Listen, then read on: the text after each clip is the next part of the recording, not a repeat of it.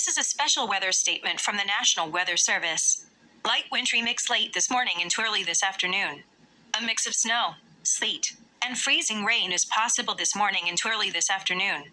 Precipitation is expected to be light, but a few slake spots may develop, mainly on untreated surfaces. Use caution, especially on bridges and overpasses that will be most prone to icing. Temperatures will warm to above freezing this afternoon.